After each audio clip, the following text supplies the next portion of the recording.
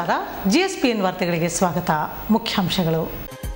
ವಿಪ್ರನಗರದ ಶ್ರೀ ಜಡೆ ಶಂಕರಲಿಂಗ ದೇವರ ಮೂರ್ತಿ ಪ್ರತಿಷ್ಠಾಪನೆ ಅಂಗವಾಗಿ ಕುಂಭದ ಮೆರವಣಿಗೆ.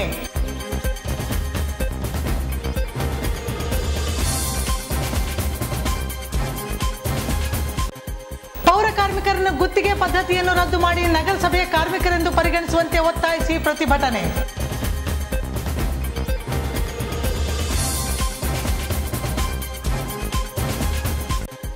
ಮತ್ತು ಆಚಾರ್ ನರಸಾಪುರ ಗ್ರಾಮದಲ್ಲಿ ನೂತನ ಹಾಲು ಉತ್ಪಾದಕರ ಘಟಕ ಉದ್ಘಾಟನೆ.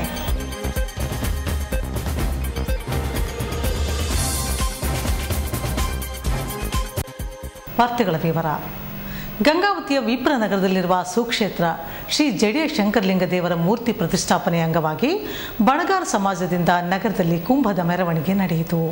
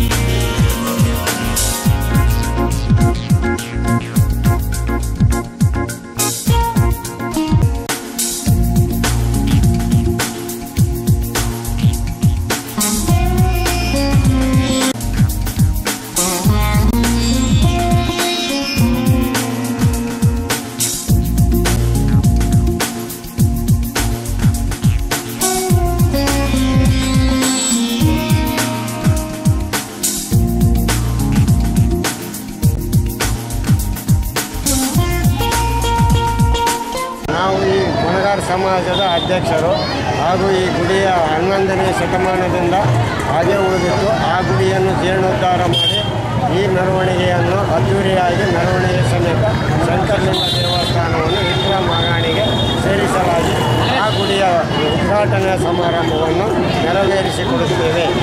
ಶ್ರೀ ಬಣಗಾರ ನಾಗಲಿಕ ಸಮಾಜದ ಒಂದು ದೇವಸ್ಥಾನ 11ನೇ ಶತಮಾನದಲ್ಲಿ ಇದು ದೇವಸ್ಥಾನ ಶಂಕರಲಿಂಗ ದೇವಸ್ಥಾನವನ್ನು ಕಟ್ಟಡಪಟ್ಟಿತ್ತು. ಆದರೆ ಅದು ಸಾವಿರಾರು ವರ್ಷ ಹಿಂದಿನ ದೇವಸ್ಥಾನ ಆಗಿರೋದ್ರಿಂದ ಅಲ್ಲಿ ಯಾರೂ ಹೋಗಲಾರದ ಕಾರಣ ಆ ದೇವಸ್ಥಾನ ಭಾಳ ಬಿದ್ದಿತ್ತು. ಆ ಭಾಳ ಬಿದ್ದ ದೇವಸ್ಥಾನವನ್ನು ಸಮಾಜದ ವತಿಯಿಂದ ಈ ಒಂದು 3-4 ತಿಂಗಳಿಂದ ಈ ಒಂದು ಶಂಕರಲಿಂಗ ದೇವಸ್ಥಾನದ ಹಳೆ ಬಿದ್ದಿದ್ದ ದೇವಸ್ಥಾನವನ್ನು ಮತ್ತೆ ಪುನರ್ ಇದನ್ನು ಕಟ್ಟಡ ಮಾಡಿ ಆ ಒಂದು ಕಾರ್ಯದಲ್ಲಿ ಶಂಕರಲಿಂಗ ದೇವಸ್ಥಾನ ಶಂಕರ ದೇವರಿಗೆ ಏನು ಆಗಿಲ್ಲ, ಆದರೆ ಮೂರ್ತಿಗಳು ಭಗ್ನ ಆಗಿದ್ದು ಹೊರಗಡೆ ಇರ್ತಕ್ಕಂಥವ್ರು ಆಗಿದ್ದು. ಅದನ್ನು ಹೊಸದಾಗಿ ಬಸವಣ್ಣ ಸೂರ್ಯದೇವತ ಆಮೇಲೆ ನಾಗದೇವತ ಬಸವಣ್ಣ ಇದು ಒಂದು ಇನ್ನೊಂದು ದೇವಸ್ಥಾನ ದೇವರುಗಳನ್ನ ಪ್ರತಿಷ್ಠಾಪನೆ ಮಾಡ್ತಿದ್ವಿ. ಆಮೇಲೆ ಗಂಗಾವತಿ ಎಲ್ಲ ಸಾರ್ವಜನಿಕರು ಈ ಒಂದು ಕಾರ್ಯಕ್ರಮದಲ್ಲಿ ಭಾಗವಹಿಸಿ ಶಂಕರಲಿಂಗ ದೇವಸ್ಥಾನಕ್ಕೆ ಪಾತ್ರ 1ನೇ ತಾರೀಕಿಂದ 4ನೇ ತಾರೀಕು ಕಾರ್ಯಕ್ರಮ ನಡೀತದೆ. ಈ ಒಂದು ಎಲ್ಲ ಕಾರ್ಯಕ್ರಮದಲ್ಲಿ ಸಾರ್ವಜನಿಕರೆಲ್ಲ ಭಾಗವಹಿಸಿ ಆ ಶ್ರೀ ಶಂಕರಲಿಂಗ ದೇವರಿಗೆ ಆಶೀರ್ವಾದಕ್ಕೆ ಪಾತ್ರ ಆಗೋಕ್ಕೆ ತಮ್ಮಲ್ಲಿ ಎಲ್ಲದೂ ಕೇಳಿಕೊಂಡು ಗಂಗಾವತಿ ನಗರದ ಬಣಗಾರ ನಾಗಲಿಕ ಶಿಲ್ಪಿ ಸಮಾಜದವರಿಂದ ಈ ಒಂದು ಜಡೆ ಶಂಕರಲಿಂಗ ದೇವರ ಮೂರ್ತಿ ಪ್ರತಿಷ್ಠಾಪನೆ ಹಾಗೂ ಒಂದು ಉತ್ಸವದ ಕಾರ್ಯಕ್ರಮ ಈ ಪ್ರತಿ ವರ್ಷದಂತೆ ಇದು 3ನೇ ವರ್ಷದ ಒಂದು ಕಾರ್ಯಕ್ರಮ ಆಗಿರೋದ್ರಿಂದ ಇವತ್ತು ಏನೆಲ್ಲ ಗಣೇಶ ಮತ್ತು ನಾಗದೇವರು ಬಸವಣ್ಣ ಮೂರ್ತಿಗಳ ಮೂರ್ತಿ ಪ್ರತಿಷ್ಠಾಪನೆ ಅಂಗವಾಗಿ ಶಂಕರಲಿಂಗ ದೇವಸ್ಥಾನ ಹತ್ರ ಎಲ್ಲ ಒಂದು ಸಮಾಜ ಬಾಂಧವರು ಈ ಕುಂಭ ಮೂಲಕ ಮೆರವಣಿಗೆ ಹೋಗಿ ಈ 1ನೇ ತಾರೀಕಿನಿಂದ ಮತ್ತು 4ನೇ ತಾರೀಕುವರೆಗೂ ಈ ಕಾರ್ಯಕ್ರಮ ಇರ್ತವೆ. ಸರ್ವ ಸಮಾಜ ಬಾಂಧವರು ಮತ್ತು ಸರ್ವ ಭಕ್ತಾದಿಗಳು ಆಗಮಿಸಿ ಈ ಒಂದು ಜಡೇ ಶಂಕರಲಿಂಗ ದೇವರ ಕೃಪೆಯ ಪಾತ್ರ ಆಗಬೇಕಂತ ಈ ಮೂಲಕ ತಮ್ಮೆಲ್ಲರೂ ಕೇಳ್ತಾ ಇದ್ದೀವಿ. ಸಚಿವ ಸಂಪುಟದಲ್ಲಿ ಹೊರ ಗುತ್ತಿಗೆ ಪೌರ ಕಾರ್ಮಿಕರನ್ನು ಗುತ್ತಿಗೆ ಪದ್ಧತಿಯನ್ನು ರದ್ದು ಮಾಡಿ ನಗರಸಭೆಯ ನೌಕರರಾಗಿ ಪರಿಗಣಿಸುವಂತೆ ಒತ್ತಾಯಿಸಿ ಅಖಿಲ ಭಾರತ ಕಾರ್ಮಿಕ ಸಂಘಟನೆಗಳ ಕೇಂದ್ರೀಯ ಸಮಿತಿಯಿಂದ ನಗರದಲ್ಲಿ ಬೃಹತ್ ಪ್ರತಿಭಟನೆ ನಡೆಸಲಾಯಿತು.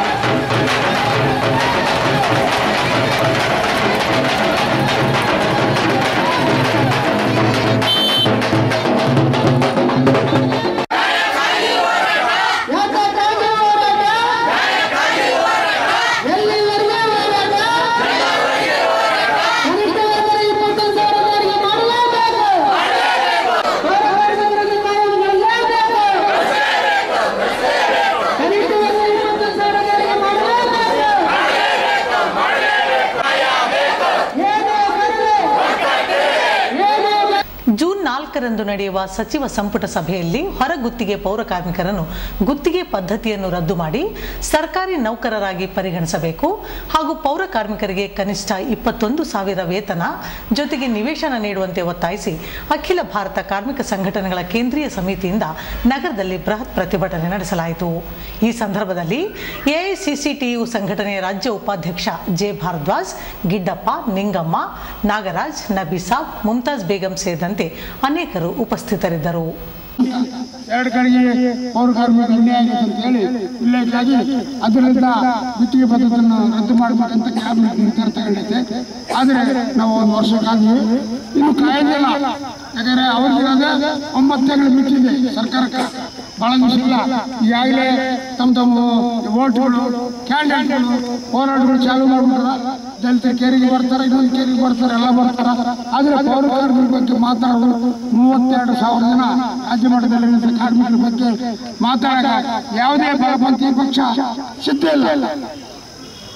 ಒತ್ತಡಗಳನ್ನು ಹಿಂದೆ ಸರ್ಕಾರ ಅಂತ ಹೇಳ್ತಾ ನಮ್ಮೆಲ್ಲರ ಒತ್ತಡಕ್ಕೆ ಒಗ್ಗಿ ಒಂದು ತೀರ್ಮಾನ ತಗೊಂಡ ಕ್ಯಾಬಿನೆಟ್ ಡಿಸಿಷನ್. ಆ ಡಿಸಿಷನ್ಗೆ ನಾಳೆ ಬಂದಿದೆ, ಅದಕ್ಕೆ ಸೇವೆ ಕೊಡ್ಬೇಕಂತ ಹೇಳ್ತೀವಿ. ಮತ್ತು ಪೌರ ಕಾರ್ಮಿಕರಿಗೆ ಏನು ಈಗ ಕನಿಷ್ಠ ವೇತನ ಕೂಲಿ ನಿಗದಿಪಡಿಸಿದ್ರೆ 13,500 ಅದು ಸಾಲದಿಲ್ಲ, ಎಲ್ಲ ಬೆಳೆದವ. 21,000 ರೂಪಾಯಿ ನಮ್ಮ ಬೇಡಿಕೆ.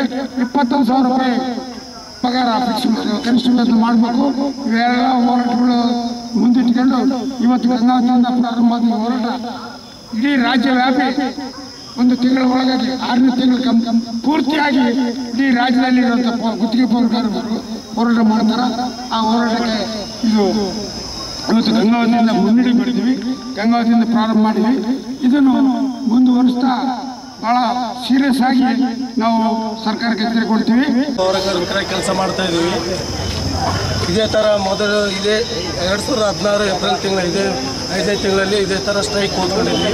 ಆ ಸ್ಟ್ರೈಕಲ್ಲಿ ನಮ್ಮ ಎಲ್ಲ ಕೆಲಸದಿಂದ ತೆಗೆದುಹಾಕಿದ್ವಿ. ಇದೇ ಹೋರಾಟದಿಂದ ಒಂದು ಒಕ್ಕಟ್ಟಿನಿಂದ ಆ ದಿನ ಗೆಲುವನ್ನು ಕಂಡ್ವಿ. ಆ ಗೆಲುವಿನಿಂದಲೇ ನಮಗೆ ಆವತ್ತಿನ ಕ್ಯಾಬಿನೆಟ್ ಒಂದು ಡಿಸಿಷನ್ ತಗೊಂಡು ಎಲ್ಲನೂ ಗುತ್ತಿಗೆ ಪದ್ಧತಿಯನ್ನು ರದ್ದು ಮಾಡಿ ಮಾರ್ಚ್ನಿಂದ 2017 ಮಾರ್ಚ್ನಿಂದ ಕಾಯಂಗೊಳಿಸ್ತೀವಿ ಅಂತೇಳಿ ಆ ದಿನ ಒಂದು ಸಚಿವ ಸಂಪುಟದಾಗ ಅನುಮೋದನೆ ಇದು ಮಾಡಿದರು. ಆದರೆ ದಿನ ಜಾರಿಗೆ ಬಂದಿಲ್ಲ. ಆದರೆ ಗುತ್ತಿಗೆ ಪದ್ಧತಿಯನ್ನೇ ಇನ್ನಾದರೂ ಇದನ್ನೇ ಮಾಡ್ತಾಯಿದ್ದಾರೆ ಗುತ್ತಿಗೆ ಪದ್ಧತಿಯಲ್ಲಿ. ಆ ಗುತ್ತಿಗೆ ಪದ್ಧತಿಯಲ್ಲಿ ನಮಗೆ ಇವತ್ತಿನ ದಿವಸ ನಮ್ಮದು 13,650 ರೂಪಾಯಿ ಸ್ಯಾಲ್ರಿ ಇದ್ದರೂ ಕೂಡ 7,000 ಚಿಲ್ಲರೆ ಪಗಾರ ಕೊಡ್ತಾ ಇದ್ದಾರೆ. ಇನ್ನು ಅಲ್ಲಿ ಕೂಡ ಅನ್ಯಾಯ ಆಗ್ತಿದೆ. ನಮಗಿನ್ನ ವ್ಯತ್ಯಾಸದ ಪಗಾರ ಕೂಡ ಕೊಡ್ತಾ ಇಲ್ಲ. ಅದರ ಬಗ್ಗೆ ಕೂಡ ಹೋರಾಟಗಳನ್ನು ಇಲ್ಲಿ ನಮ್ಮ ನಗರಸಭೆ ಮಾಡ್ಕೊಳ್ತೀವಿ. ಈಗ ನಮ್ಮ ರಾಜ್ಯ ಸರ್ಕಾರಕ್ಕೆ ತಿಳಿಸೋದು ಒಂದೇ, ನಮ್ಮನ್ನು ಕಾಯಂ ಮಾಡ್ತೀವಿ ಅಂತೇಳಿ ಏನು ಸಚಿವ ಸಂಪುಟದಾಗ ಏನು ಅನುಮೋದನೆ ಮಾಡಿ ಎಲ್ಲ ಜಾರಿ ಮಾಡ್ಬೇಕಂತೇಳಿ ತಮ್ಮಲ್ಲಿ ಕೇಳ್ಕೊಂಡು ನಮ್ಮ ಎಲ್ಲ ಕಾರ್ಮಿಕರ ಪರವಾಗಿ ಅವರು ಕೇಳ್ಕೊಂಡು. ಗಂಗಾವತಿ ತಾಲೂಕಿನ ಆಚಾರ್ ನರಸಾಪುರ ಗ್ರಾಮದಲ್ಲಿ ನೂತನ ಹಾಲು ಉತ್ಪಾದಕರ ಘಟಕವನ್ನು ಉದ್ಘಾಟಿಸಲಾಯಿತು. ಗಂಗಾವತಿ ತಾಲೂಕಿನ ಆಚಾರ್ ನರಸಾಪುರ ಗ್ರಾಮದಲ್ಲಿ ನೂತನ ಹಾಲು ಉತ್ಪಾದಕರ ಘಟಕವನ್ನು ಉದ್ಘಾಟಿಸಲಾಯಿತು. ಈ ವೇಳೆ ನೂತನ ಆಡಳಿತ ಮಂಡಳಿಯನ್ನು ರಚಿಸಲಾಯಿತು. ಈ ಸಂದರ್ಭದಲ್ಲಿ ಅಧ್ಯಕ್ಷ Subhash Chandra Tippashetty, N Satyanarayana, M Satyanarayana, K Devendra Kumar, Jagadish, Narayana, Iramma ಸೇರಿದಂತೆ ಶ್ರೀ ಕ್ಷೇತ್ರದ ಧರ್ಮಸ್ಥಳ ಗ್ರಾಮೀಣಾಭಿವೃದ್ಧಿ ಸಂಸ್ಥೆಯ ಪದಾಧಿಕಾರಿಗಳು ಉಪಸ್ಥಿತರಿದ್ದರು.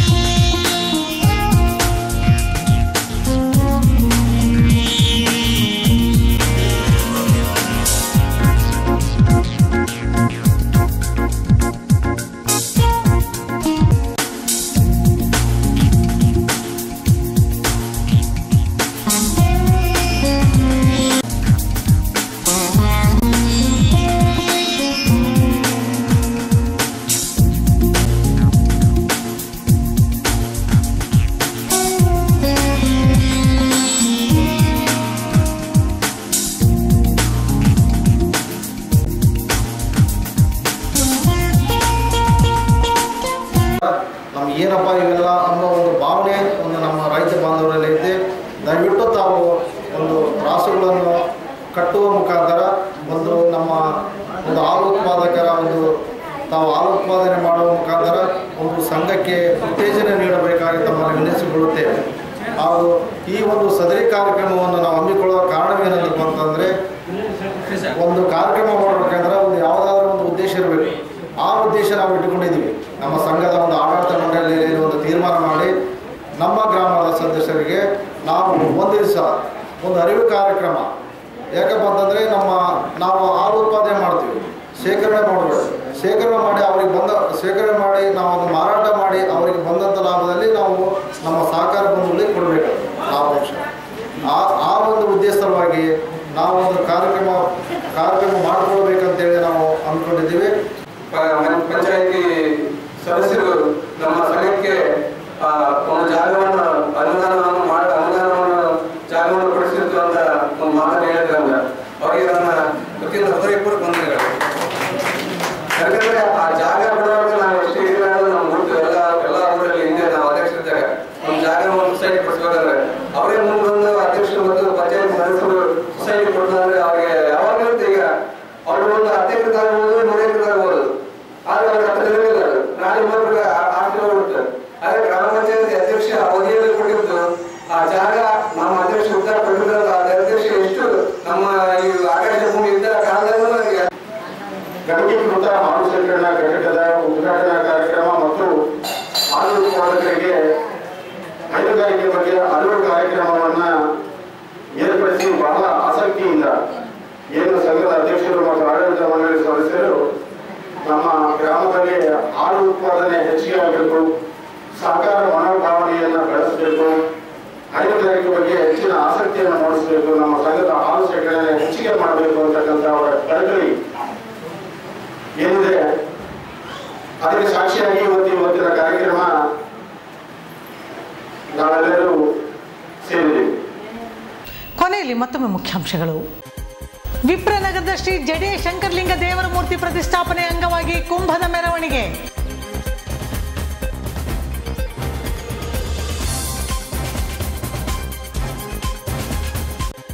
ಪೌರ ಕಾರ್ಮಿಕರನ್ನು ಗುತ್ತಿಗೆ ಪದ್ಧತಿಯನ್ನು ರದ್ದು ಮಾಡಿ ನಗರಸಭೆಯ ಕಾರ್ಮಿಕರೆಂದು ಪರಿಗಣಿಸುವಂತೆ ಒತ್ತಾಯಿಸಿ ಪ್ರತಿಭಟನೆ.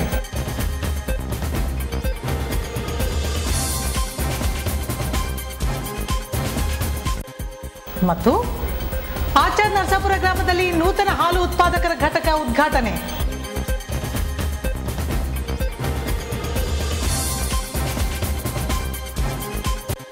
ಮುಂದಿನ GSPN ವಾರ್ತಾ ಸಂಚಿಕೆಯೊಂದಿಗೆ ಮತ್ತೆ ಭೇಟಿಯಾಗೋಣ.